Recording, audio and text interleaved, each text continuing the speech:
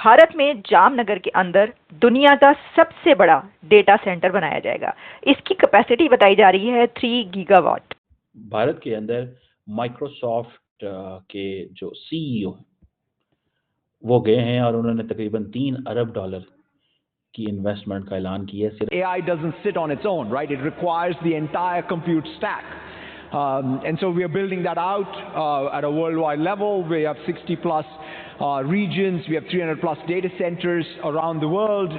In India, we're excited about all the regions we have, right? We have Central India, South India, West India, and then we also have the capacity that we built up with Geo. So we have a lot of regional expansion happening, and I'm really, really excited today to announce the single largest expansion we've ever done in India by putting $3 billion additional to expand our Azure capacity. I had a chance to meet the Prime Minister Modi ji yesterday. It was fantastic. It was great to listen to all his examples.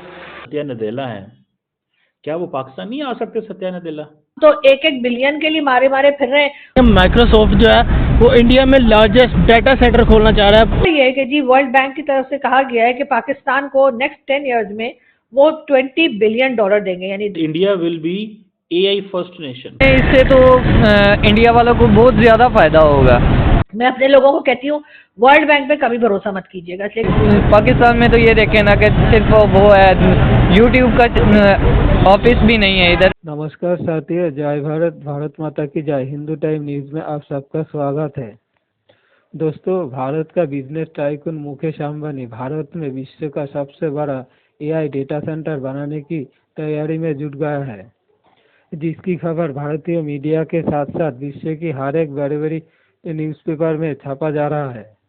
Gujarat की जामनगर में Mukesh Ambani billions of dollar खर्च करके विश्व का सबसे बड़ा capacity वाला data centre AI data centre बनाने जा रहा है।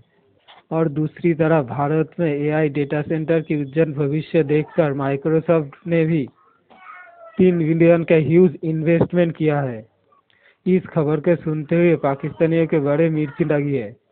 पाकिस्तानी मीडिया के मुताबिक पाकिस्तान की सरकार IMF के पीछे 1 बिलियन के लिए घूमता रहता है और IMF उनकी शर्तों पर पाकिस्तान को नाचा रहा है, और इधर भारत में बिलियंस ऑफ डॉलर इन्वेस्ट हो रहा है। भारत का फ्यूचर क्या है और आर्टिफिशियल इंटेलिजेंस में, डेटा सेंटर्स में, डेटा कलेक्शन में, सेमीकंडक्टर्स हब बनाने में इंडिया का फ्यूचर क्या है, ये उसके लोग बता रहे हैं। ये एक बहुत बड़ी खबर इसलिए है कि इससे पहले, अभी एक दिन पहले, यानी इस खबर से चंद घंटे पहले अमेरिका में एक अनाउंसमेंट हुई जिसमें प्रेसिडेंट ट्रंप के साथ कुछ बड़ी आर्टिफिशियल इंटेलिजेंस कंपनीज और कुछ और लोग, अथॉरिटीज उनके साथ मौजूद थे, जहां पर ये अनाउंस किया गया कि बिलियंस ऑफ डॉलर्स के साथ स्टारगेट प्रोजेक्ट बनाया जाएगा। अब स्टारगेट प्रोजेक्ट को वैसे इलॉन मस्क और कुछ और लोगों ने उसको अपोज किया है, लेकिन ये जो स्टारगेट प्रोजेक्ट है ये भी एक तरीके से आर्टिफिशियल इंटेलिजेंस को एक मरकजी नुक्ते पर और एक अमेरिका को उसका हब बनाने की बात है। लेकिन इसी के साथ उसके अंदर और बहुत सारी चीजें हैं। लेकिन अब उसके चंद घंटे के बाद खबर ये आती है कि मुकेश अंबानी, जो कि इंडिया का अमीर तरीन आदमी है, उसने ये फैसला किया है और कर चुका है। फैसला ये अभी नहीं किया, बल्कि वो इसके ऊपर काम काफी अरसे से कर रहे हैं कि भारत में जामनगर के अंदर दुनिया का सबसे बड़ा डेटा सेंटर बनाया जाएगा। इसकी कैपेसिटी बताई जा रही है 3 गीगावाट, जो कि बहुत ज्यादा कैपेसिटी है, ये कही जा रही है। अब डेटा सेंटर और आर्टिफिशियल इंटेलिजेंस डेटा सेंटर क्या है? देखिए, हम इससे पहले बात कर चुके हैं कि semiconductors, artificial intelligence, data centres, यही सब दुनिया का मुस्तकबिल है। फ्यूचर जो है इस वर्ल्ड का वो यही है, और जो कंट्री इसमें आगे होगा वही आगे बढ़ेगा, वही सबसे बड़ी सुपर पावर करार पाएगा। यही वजह है कि अब ये जो नई गवर्नमेंट आई है, इसने ये कहा है कि हर तरह का ऐसा जो भी साइंस की, टेक्नोलॉजी की तरक्की है, उसमें प्रोजेक्ट्स जो हैं वो हम नए ला रहे हैं। अब डेटा सेंटर, मुकेश अंबानी ने जब ये सोचा, तो आप ये बात याद रखिए कि मुकेश अंबानी खुद भी ये बात कह चुके हैं कि वो मोदी भाई को फॉलो करते हैं। मुकेश अंबानी के मैंने एक दो इंटरव्यूज देखे जिसमें उनका कहना था कि नरेंद्र भाई जो कहते हैं और जो उनका एक पर्सपेक्टिव है, जो उनका सोच है इंडिया के लिए, जो उनके प्लान्स हैं वही उनके प्लान्स हैं और वो उन्हीं प्लान्स पर अमल करते हैं। भारत के अंदर माइक्रोसॉफ्ट के जो सीईओ हैं वो गए हैं और उन्होंने तकरीबन $3 अरब की इन्वेस्टमेंट का ऐलान किया है सिर्फ और सिर्फ एआई इंफ्रास्ट्रक्चर इन इंडिया।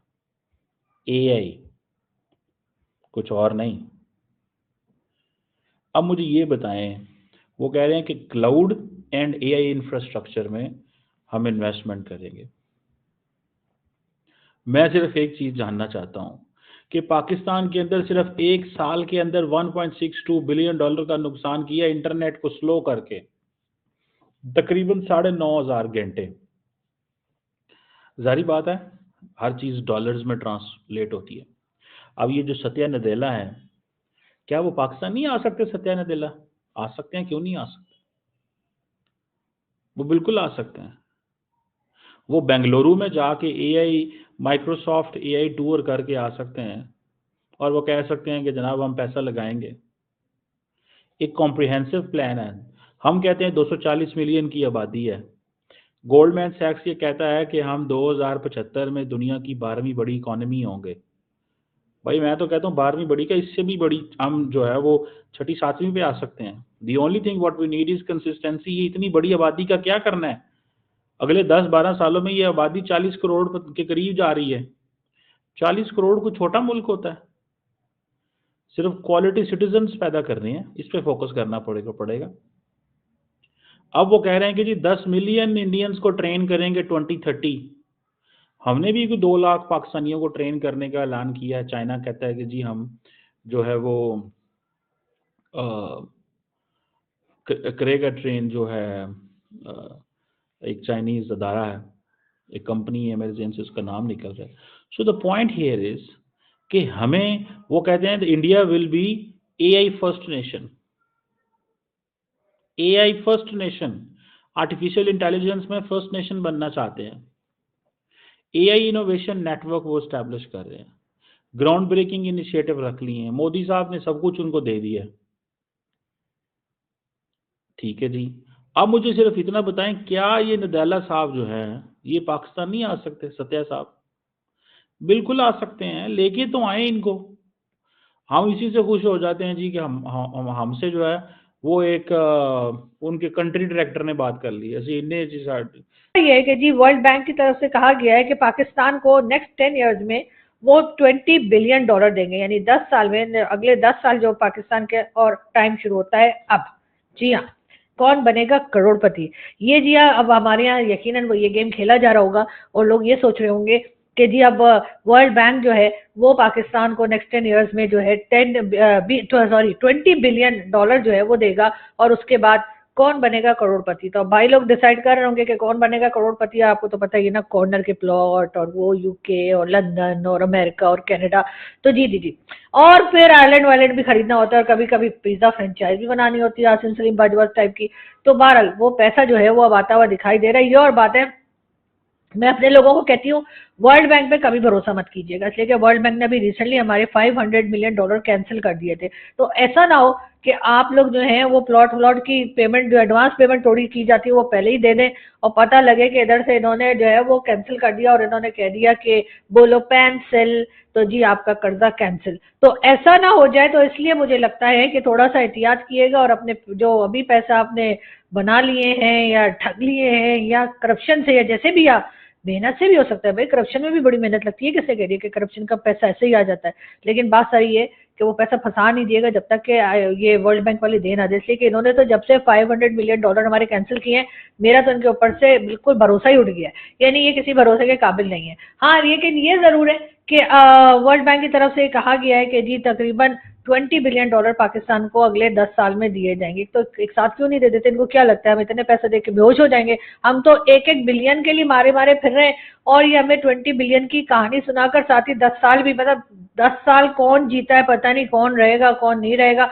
तो इस चक्कर में जो है हमारे लोग बहुत परेशान है। लेकिन खैर बहरहाल अब ये शहबाज शरीफ साहब की जो एक तरकीब थी या उन्होंने जो एक स्टेटमेंट कल दिया था, उसको देखते हुए लगता है ये कि उन्होंने शायद वर्ल्ड बैंक से उन्हें पता लग गया था, इसलिए उन्होंने ये बात की थी। इसलिए कि उन्होंने कोई ऐसा प्लान नहीं बताया कि जिससे हमें ये लगे कि हम कुछ काम करने वाले हैं, हम कोई ट्रेड करने वाले हैं या हम कुछ बनाने वाले हैं, जिसकी वजह से मतलब उल्लू बनाने के अलावा या बेवकूफ बनाने के अलावा कि हम कुछ और बनाने लगे जिसकी वजह से पैसा हमारे पास आएगा। लेकिन बहरहाल वर्ल्ड बैंक जो है उन्होंने ये अनाउंस कर दिया है।